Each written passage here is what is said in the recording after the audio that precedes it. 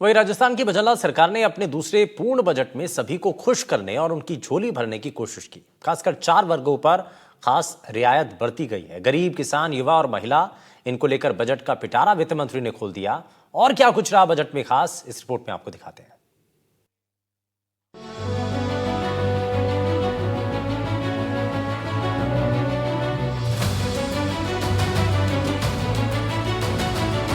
भजनलाल सरकार का दूसरा बजट। नए जिलों पर पैसों की बरसात। युवाओं की पूरी होगी रोजगार की आस। महिलाएं बनेंगी लखपति दीदी। किसानों को फ्री बिजली की सौगात।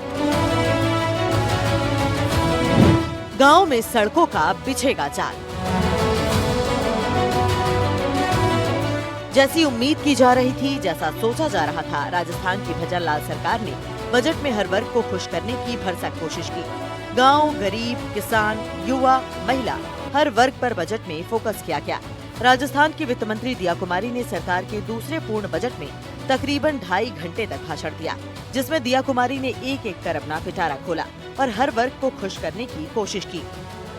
दिया कुमारी की सबसे बड़ी घोषणा युवाओं के लिए रही। सरकार 1500 स्टार्टअप खोलेगी, जिनमें 50,000 युवाओं को रोजगार मिलेगा।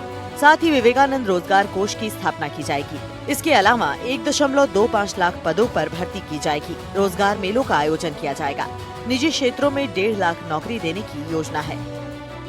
कहते हैं देश प्रदेश की प्रगति का रास्ता गांव से होकर गुजरता है, तो भला गांव को बजट में कैसे भुला दिया जाता। बजट में गांव को फोकस करते हुए बड़ी घोषणाएं की गयी। गाँव में स्टील बर्तन बैंक की स्थापना की जाएगी। साथ ही अटल प्रगति पथ बनाए जाएंगे। 200 गाँव का विकास किया जाएगा। अटल ज्ञान केंद्र बनेंगे। आयुष्मान ग्राम भी बनाने की योजना है।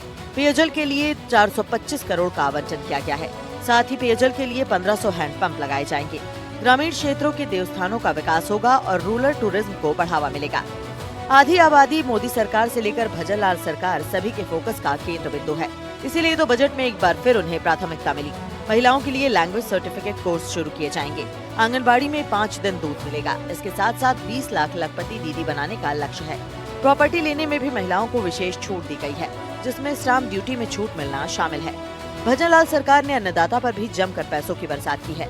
किसान से जुड़ी योजनाओं का दायरा बढ़ाया गया है। साथ ही उन्हें और भी कई लाभ देने की तैयारी है, जैसे कि किसानों को 50,000 कृषि कनेक्शन, 150 यूनिट फ्री बिजली, पीएम धन धान्य में 50 करोड़ का फंड और गेहूं की एमएसपी पर 150 रुपए के बोनस जैसी बड़ी बातें शामिल हैं। सिर्फ यही नहीं, बल्कि इंफ्रास्ट्रक्चर, व्यापार, पर्यटन, शिक्षा, स्वास्थ्य, हर मोर्चे पर सरकार ने बजट को बड़ा करने की कोशिश की, जिसको लेकर खुद वित्त मंत्री दिया कुमारी की बातों से समझा जा सकता है कि उन्होंने पीएम मोदी के विजन को कैसे बजट के जरिए धरातल पर उतारने की कोशिश की है।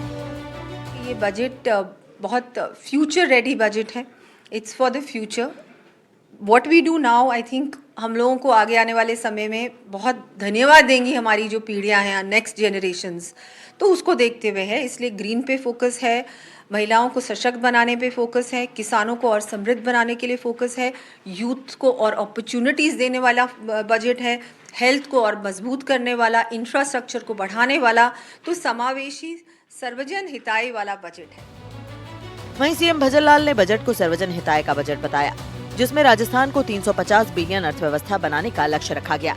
इसके साथ साथ सीएम ने नवगठित जिलों को फीड की कमी न हो, इसके लिए 1000 करोड़ रुपए अलग से आवंटित करने के कदम को सराहनीय कदम बताया और कहा कि हम जिले बनाते हैं तो उनके लिए बजट भी देते हैं।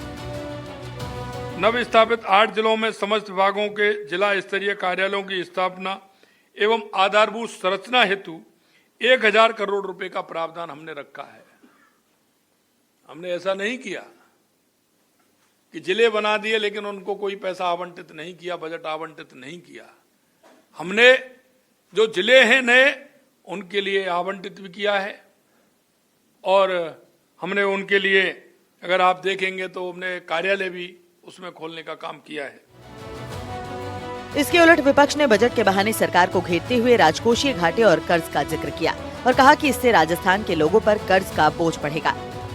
कुल मिलाकर देखा जाए तो राजस्थान का 3,25,000 करोड़ से ज्यादा का बजट हर वर्ग को फोकस में रखता नजर आया। लेकिन देखना होगा कि धरातल पर ये बजट कितना लागू होता है, क्योंकि उसी में बजट की कामयाबी का पूरा सार छिपा है। Bureau report NDTV Rajasthan.